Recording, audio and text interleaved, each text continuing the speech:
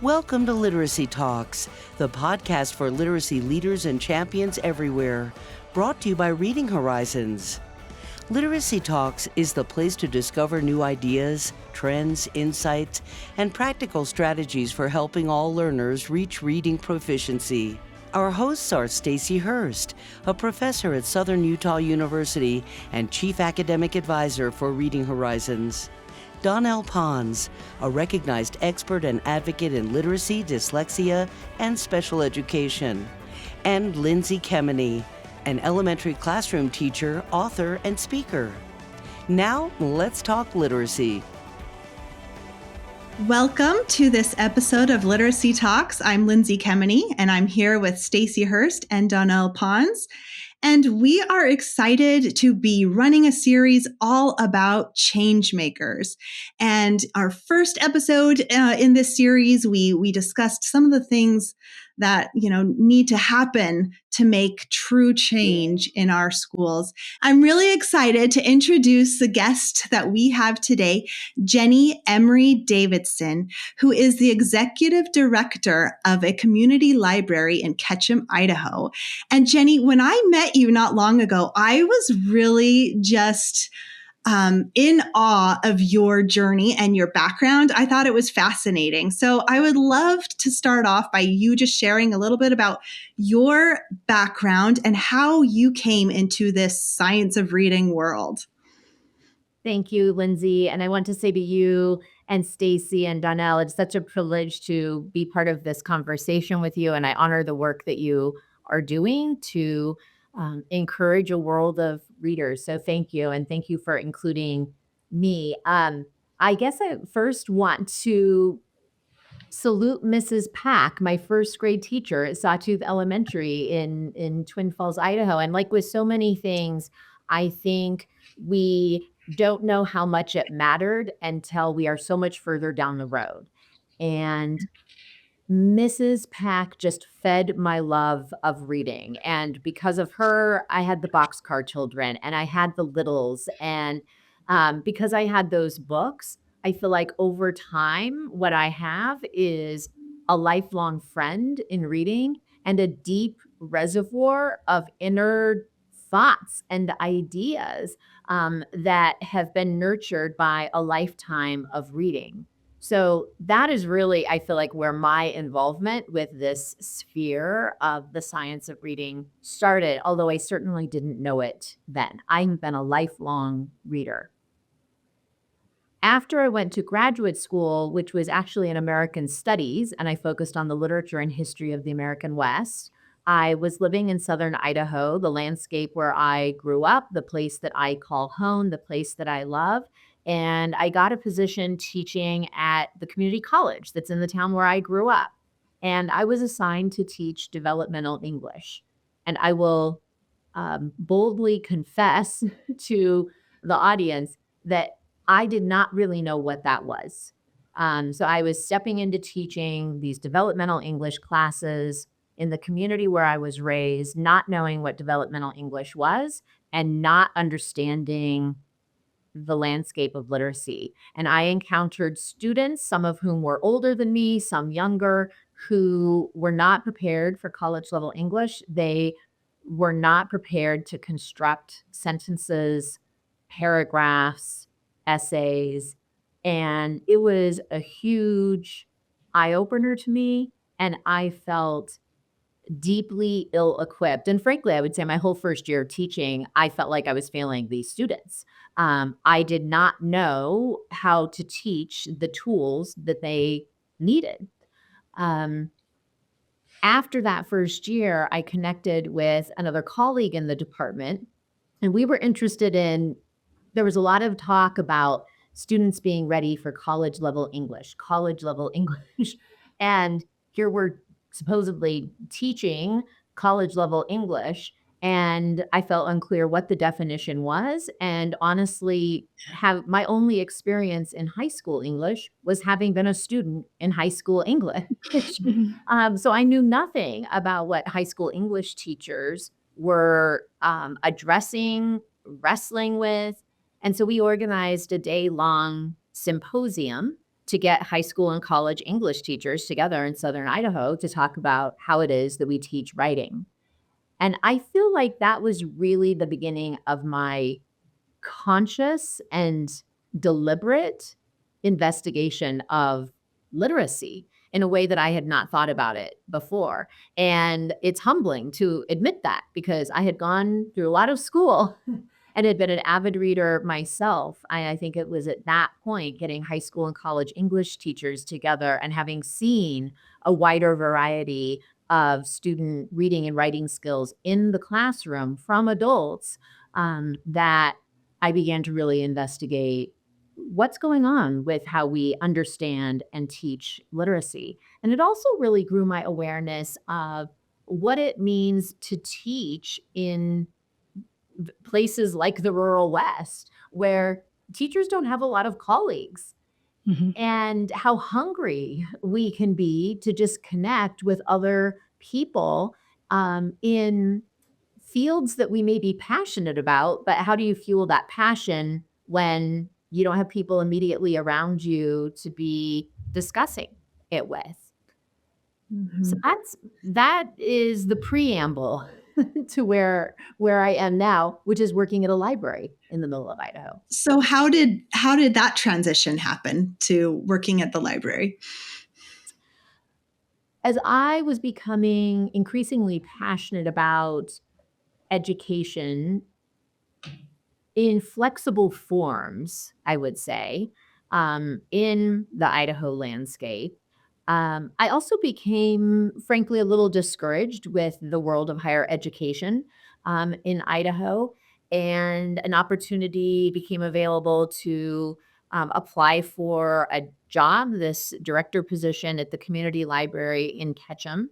And the community library is unique in that it is a privately funded public library, so it has a wonderful origin story. It was founded by 17 women in 1955. And so these are women in what was then a pretty dusty town. Sun Valley has a reputation for being kind of glamorous. In 1955, there was some glamour, but it was also a really small town and pretty dusty. And these women thought, if this community is going to thrive, if it's going to be a resilient community, it needs a library. And I think that is such a story of, like, Mm. Western communities and community building generally, that groups of women come together and say, "This is what the community really needs," and they make it happen, and it is truly a community institution. Interestingly, these women in 1955, which would have been the wake of the McCarthy era, they decided in this kind of rugged, independent way that they wanted to maintain an independent institution and not have government involvement. So they did not seek any government funding. Instead, they started a thrift store in a little mining shack and had a little corner of books, and they started selling used goods and raising money. And over time, that institution has grown to now, more than 120,000 people come through the doors every year. There's a Center for Regional History department. We have a robust slate of programs.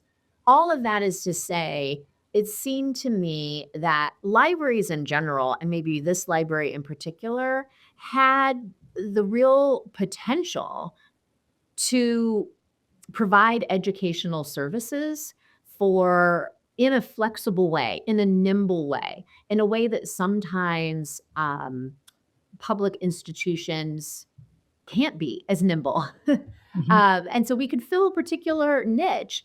And so I applied for and got this position, which I have just loved because I really think um, to be a literate society means we have to create a social fabric of literacy. It's not something that just happens in classrooms. We can't depend on exceptional teachers to get all the work done in the course of the school year. Like, let's just flood the community in words, in a love of reading, in access to learning. And that's what libraries do. So I switched from working at a community college to working at the community library. And in some ways, I feel like a lot of the work is in the same vein. It is the same ethos of work. And we have the opportunity here to just be a little more agile, I would say, sometimes in responding to community needs, to identifying where there might be gaps and how we might slide in and help to bridge a gap. Amazing. So that made me think, Jenny, in telling your story. First of all, I've got a kudos to the library because we were chatting a little bit before we started, and I have visited this library. And it's kind of my thing. I love to visit libraries wherever I go. So I'm a bit of a connoisseur of libraries. And it's that when you walk right in, there's a certain feeling that you get from a library that just really has it all together. And this library has it all together. And the origin story, as you were talking about, that caught my attention right away. In fact, I read that online first before I went to the library. So intrigued. But what I loved was just how comfortable it was. Very inviting environment. Come, stay was the welcoming message. And then also in talking to folks who worked at the library, recommendations. I always, if they have ready recommendations, and they're really good and interesting, and even the books that are pulled aside for your attention, those things really matter. So I was so impressed with the library itself. Talk to me about finding ways to bridge those gaps, because you're absolutely right. Having the ability to be agile, which your organization does. Talk to me about some of those gaps that you might find and how you fill them. Right.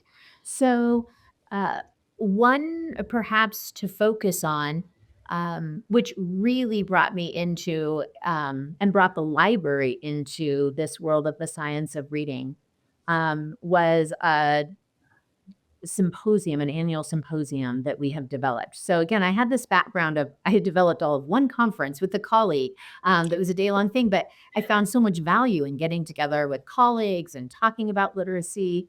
And over the years of living here, I had had the privilege of getting to know Louisa Moats in a social way at different events. And honestly, I knew she was involved in literacy. I think because she is such a lovely, unassuming person, I don't think I realized what a total rock star she is until later, years later, a teacher tells me, I broke my ankle running to get my picture taken with Louisa Moats. So then it really hit home like how lucky we are to have Louisa Moats and her generous spirit in this community. And so I very boldly went to Louisa Moats and said, I feel like Sun Valley is a place that people like to visit. And we have facilities here where we could convene people.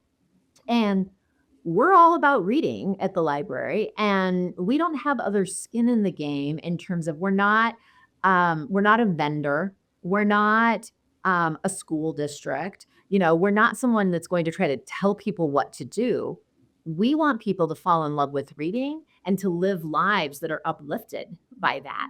And we want to work with teachers to do that work. So I went to Louisa and said, what do you think of this idea? We could do a little conference. How long would it be? Do you know people? Turns out Louisa knows people and they love her. And so she connected me with Antonio Fierro and Carol Tolman and Judy Donson. Yeah, these amazing leaders in the field of literacy who are also dynamic teachers themselves. And so again, I look back and it all seems so brash. Call up Antonio Fierro. You don't know me. I'm in the middle of Idaho. Would you like to come to this conference here? Could we invent this together? But he said, literally, I think he said, if this means that Louisa Moats will make me pancakes, I'm there. So we convened these wonderful scholars, put out an invitation. We're able to find a local philanthropic family to support this work and invited teachers from around Southern Idaho. And we thought, we don't know if is this in fact interesting to teachers? Will teachers show up? And the first year we said, we think we could handle 32 teachers. And I think we ended up having 34. We took a few more. So people were interested. They came from, from Castleford to Ketchum, just a whole spectrum of communities. And they came for 3 days. And I will just never forget the moment where Carol Tolman was giving an overview of the reading brain. And she stopped and paused. And one of the teachers from Castleford, the room was just silent. And one of the teachers from Castleford just said, "Thank you. No one has ever told me this before." Wow. And it was an absolute, I mean, it gives me chills actually to remember the moment, because you just realize, like, we have these amazing professionals convened in this room, and there is information that has not been offered to them that they will put to work Mhm. as soon as they know it. And then to see the camaraderie between the teachers. Um, so that first year, we got tremendous response from the teachers. We learned so much from the teachers as a library. We learned what they see in the students who come into their classroom in kindergarten and maybe don't have oral language skills, or they haven't developed dexterity in their hands to hold pencils and hold crayons. Okay, this is in the wheelhouse of a library, right? We can encourage kids to talk. We can give them crayons. We have a bookmobile. We go out into the community. And so this gave a whole new intentionality to the work that the library does. So that was 4 years ago. This year we will be doing our fifth literacy summit and reunion day, because once we fall in love with these teachers, we never want to let them go. So we keep inviting them back to keep talking. And we're thrilled. This year, Lindsay's going to come and focus Yay. specifically on teaching writing in those early elementary grades. But Donnell, to circle back to your question about filling in gaps, I myself, and I don't know if it was Louisa or another friend who, as we were beginning to conceptualize this idea of the literacy summit, said, "Oh, you need to really listen to the podcast Sold a Story." So, like many people, that was a huge education to me as someone who, um, my literacy education had worked for me. And then as a teacher, I saw it had not worked for a lot of people. And I Mm. didn't even have the words to articulate what what it was that had occurred in my own or other people's literacy education. So I have been growing my own vocabulary, my own understanding exponentially. And it has seemed increasingly natural and necessary for an organization like a library to be involved Mhm. in that work. And I think the way that this library has been able to fill that gap is understanding that there has been a kind of a state of confusion, right? And I look at a state like Idaho, and there's not a singular curriculum. Teachers get different messages. There can be great statewide efforts that then it's like the game of telephone. By the time it gets to the teacher, it's no longer clear what the program is. Um, and I think it also often doesn't feel good to teachers when they feel like there's an ultimatum from the state, which is 10 layers away. Whereas a library is like part of the neighborhood. Yeah. Um, and again, we don't have anything at stake other than an abiding devotion to a world of readers. So, like, we're truly in it to learn alongside the teachers. Um, I also think because this library does not receive government funding, as we had become increasingly involved in this field of the science of reading by hosting this summit, as we learn things, we can speak up at the state level.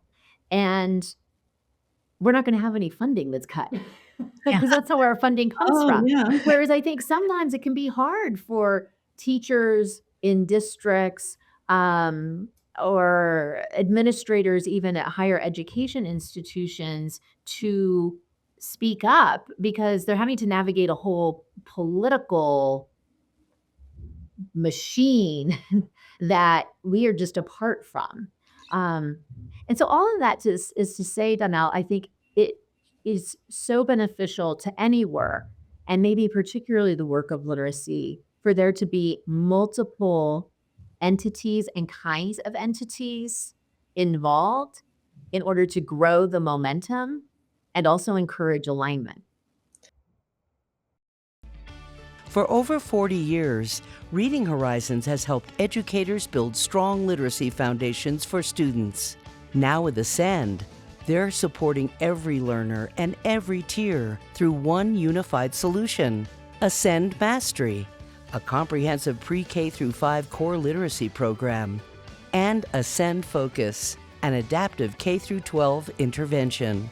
Learn more and explore how you can bring Ascend to your schools at readinghorizons.com/ascend. Implementations begin in the 2026 school year.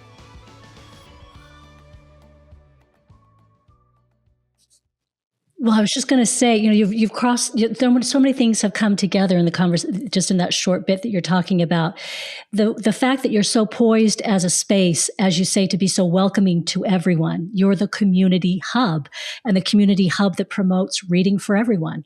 And there's something for everyone at the library. That's the thing that I'm always telling my students, is that there's something for everyone. So maybe you don't enjoy this or you don't enjoy that. You're not exactly like this person. There will be something for you at the library. Trust me. And one of those first things I loved to do when I was teaching English with my students in ninth grade was to take them down to the local library. And so whether we'd go to the school library, or sometimes if it was close enough, we'd walk over to the public library and get them introduced to the library. And many of them hadn't been there ever. And some, maybe this was their first time, and some were more familiar than others. But what was interesting is everyone found something. And so we'd go back and talk about that at the end. Everyone found something. I love this idea of libraries being involved in this very crucial conversation around how reading isn't the same for everyone. And for those of us who need more support, then we need to be proactively helping individuals to make those leaps and to find that help. Lindsay, what about you? Well, I was going to say, so, I remember when you were first describing this summit to me, and it's just, there's something really special about it. I can tell the way you're describing it to me, and you're kind of saying, like you'll do your presentation and it's not one and done, right? You were kind of telling me, you stay, our speakers stay throughout the day, and they're interacting with the participants and the other speakers the whole day. And it's kind of really this, I don't know, this connected kind of group experience. And I just thought, is there anything else you want to say that makes this conference, this summit, so special? I'd love to, and even just using the word summit, I remember talking to Antonio Fierro, and we're like, what do we call this? And we were looking for a word that was sort of, would give the sense of we're around the table together, that we're engaged in this work together. And again, this isn't some sort of, we're not dictating that this is how things are done. We are working through it together. And so a summit felt more like a convening of minds. And, any one of the presenters certainly has plenty of experience, whether we're talking about, Carol Tolman or Judy Dodson. Sally Brown from the College of Idaho is involved as well. They could do the whole conference. What teachers have really appreciated is seeing them respond to each other. I think it has really made a discourse community come alive. And frankly, my whole time in graduate school, I don't think it was as real to me as it has been through the summit what a scholarly field is, but it is a living organism, and there's real people who are shaping the knowledge in it and grappling with the knowledge and responding to each other. And to have these scholars who are so attuned to what is being researched now, as well as what is happening in classrooms, and they could respond to the changing nature of knowledge. They could reinforce things that each other said. I was looking back at some of the feedback forms from last year, and I forget if it was Judy or Carol who talked about, the drip, drip, drip of learning, and how the conference itself did that. And teachers noted that, that they felt like something that was addressed, by Sally here was then reinforced by Carol here. And so there is this connectivity to a living conversation that is different than hearing a series of presentations. It's like being a part of a conversation. And if we can't find that in the field of literacy, I think, where are we going to find that? And I think for teachers to see themselves as part of that conversation, not just recipients of it or spectators to it, is is vital because teachers are doing the work. So I think it is that interactive nature between the scholar presenters and between the scholar presenters and the participants and between the participants themselves that has really defined the the tone and the learning atmosphere of this 3-day summit. Something that we think a lot about is every day teachers are asked to go into their classrooms and create the conditions in which learning can happen. So can we do that for 3 days, for goodness sake, for these teachers? Like, what does it mean to create the conditions for learning to happen? And the very first year we did this, as we were thinking about it, one of the library staff people, we actually charged her with her job was joyful participation. What is going to make this a joyful participation? Because the first year we did this would have been what, 22, 21? We were on the heels of the pandemic and teachers were feeling it. And so we thought the first thing we have to do is just get these teachers some love and help them remember their love of teaching and their love, remember themselves as readers and remember themselves as learners. And so this one staff person, Nicole, really took that charge seriously. And um, it was small and meaningful gestures. For example, we give everybody a little library of books like Speech to Print and um, various books related to literacy instruction, and we tie them with a bow. Yeah, it's a small thing, but it gave a sense of respect, I think, to the teachers. We every day at the end of the day would have something celebratory at the end of the week. Everybody gets to choose a book, like a book for them, like an adult reading for pleasure book, to take home with them. Often pretty small gestures. Uh, and yet I think really meaningful. And frankly, I feel like I will just say this because I developed such a conviction for these weren't hard things to do. And what we have heard over and over from teachers is, this is one of the best professional development experiences they've ever had. The core of that I want to emphasize is there are amazing scholars that are presenting because I think, teachers are smart and they want real information And what and they they can want use, right? substance. Yeah. And so, at the core, it is the substance of it that it is meaningful, but also the presentation of that substance. Um, I don't think a little library in the middle of Idaho should be doing the best professional development that these teachers They've ever get. Like anybody can do this. And so if we can help to raise the bar or just establish a bar, because I think learning is something to be respected. And so let's create, and I guess and now I feel like I might be overstating it, but kind of a sacred atmosphere. Like this isn't a slapdash endeavor here. This is a meaningful endeavor that shapes people's lives. And these leaders, these teachers are leaders charged with this work. So let's create an atmosphere of respect and joy for the enterprise in which we are engaged. Yeah. And it's free. It's free for Idaho teachers, right? Which is amazing. Yes, and through an anonymous family foundation, we are able to provide a stipend to, we hope, make it even more accessible because teachers travel distances. We've had multiple teachers come from schools where they are one of only 2 teachers for the entire school. They're coming from very rural areas. To get a hotel room or rent a VRBO in Sun Valley is not a cheap endeavor. And so we want to make it as accessible as possible. So we provide a stipend. The teachers all go home with white set of supplies and things for their classroom and things for themselves. And then we encourage ongoing connections. People can access the recordings of the summit through the library's website. forever, in an ongoing way. And we provide ongoing opportunities for the teachers to connect via Zoom during the school year. And even if they're not able to actually join the Zoom, what I hope is they're receiving that email and just remembering, I'm not alone in this work. Yeah. Others are doing this work.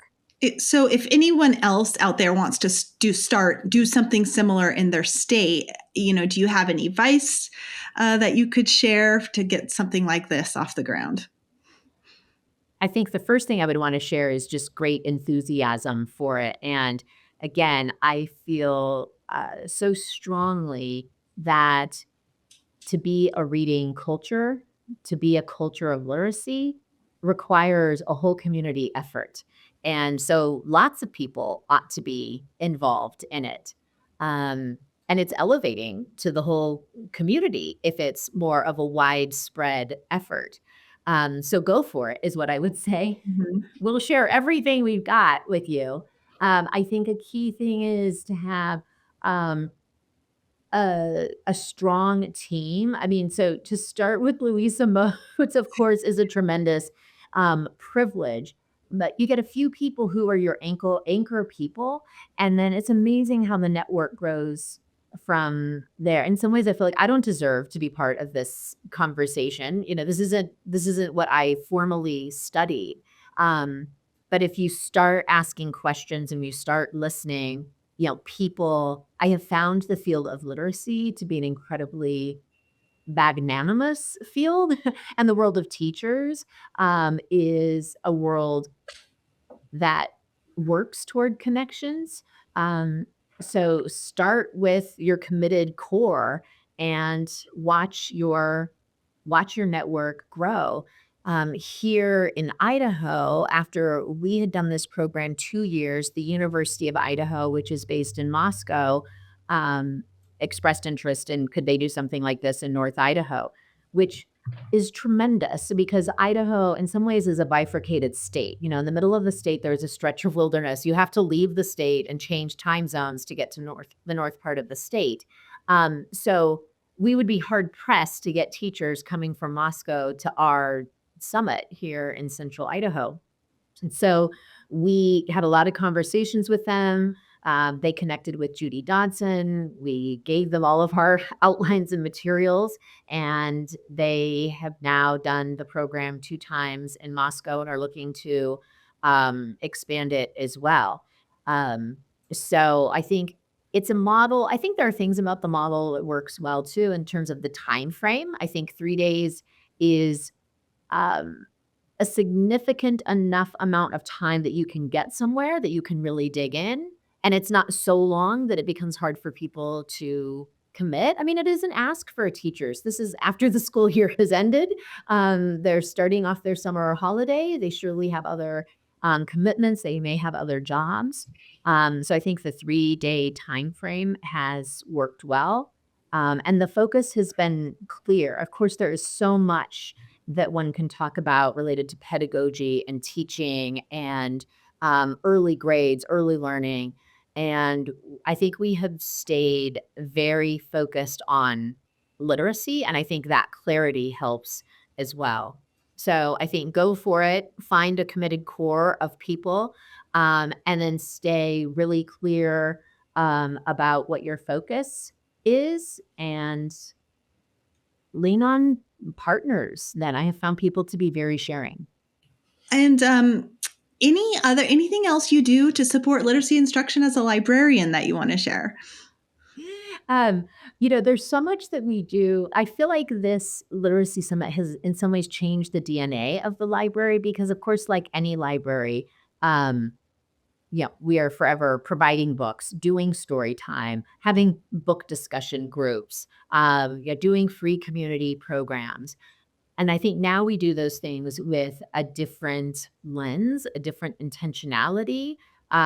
When we ourselves, in fact, um, we've nerded out about this so much that by the copy machine in the admin area, we have a giant picture, one of the diagrams of the reading brain there, show orthographic mapping, so that it can be influencing how we're thinking about what we're doing. We have a bookmobile that just this year we have started operating it year round, because we see that as a way, and I would say really inspired by the teachers that we have gotten to know through this program. It's like, okay, let's try to get out to more communities, bring books to kids where they are, and think about what books they need at any point in time. And then this might seem so obvious to all of you and to all of the listeners. Um, but let's really talk to kids, thinking about oral language. And I think there are two things that are often singing in my head.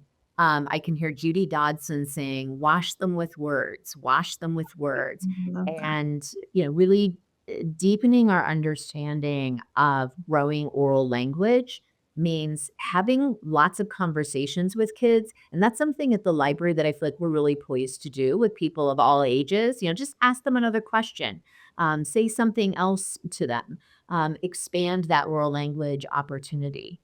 And then I think of Carol Tillman saying this little jingle, read, read, read, read, read, read, read, read some more. And so, like, how do we just keep getting books to people and trying to encourage excitement around the very act of reading? I often say to people, I ride the bus into work. I live in a community just south of where the library is, and that's often my reading time. And sometimes I feel like it's kind of a radical thing to do, to have a physical book out in public. And I hope, that's my analog way of trying to be an influencer is I'm going to read in public. And what if we all read in public such that it becomes a thing to do? I've been thinking a lot about also, how do we expand this to tweens and teens? And I read an article recently about high school students being called upon less and less to read whole books. And so, students can graduate from high school and never have read a whole book.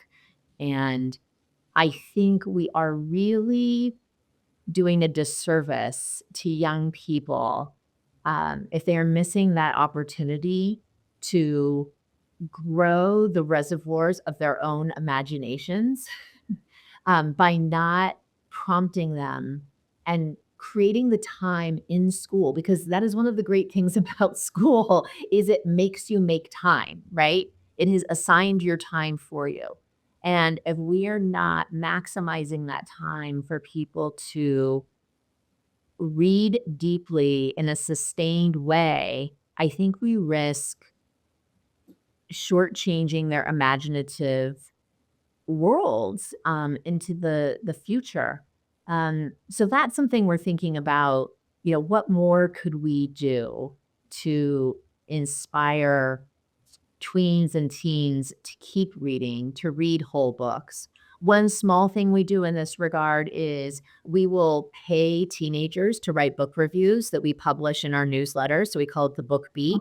We pay them $25. They have to be willing to do one revision.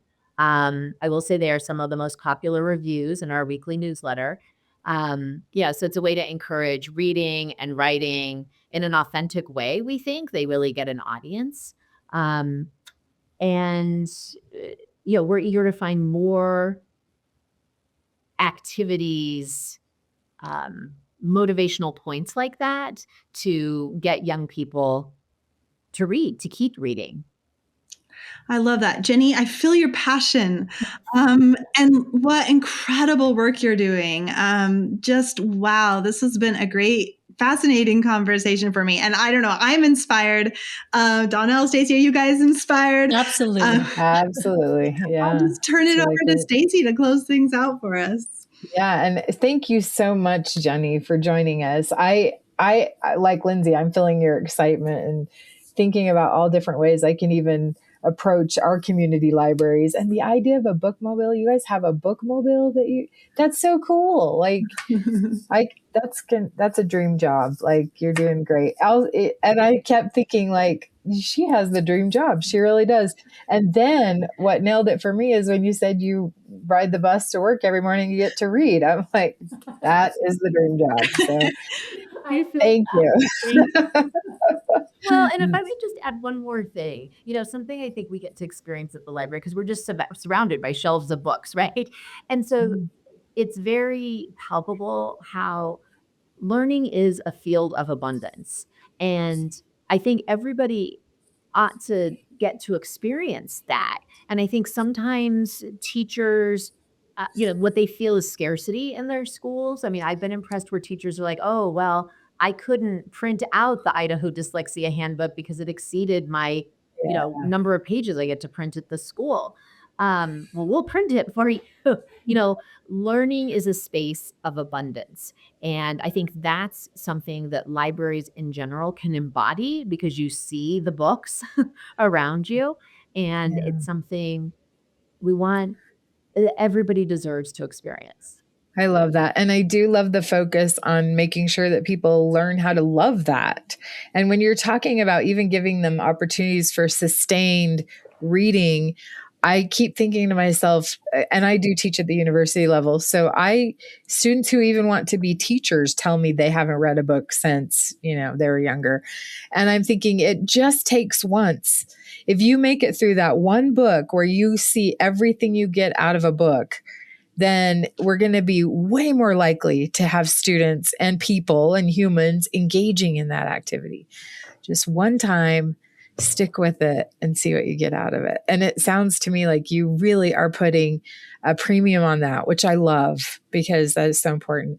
We're also in a rural area. So I thank you so much for sharing the impact it can have in rural communities too, because that is not unimportant, right? As you know. So yeah, thank you so much for joining us. And to our listeners, I know you're getting a lot out of this, and I'm guessing we're going to have these little literacy conferences maybe pop up all over the country, and you might get some people reaching out and saying, share with us what you do. So we hope that's a thrill. That would be a thrill.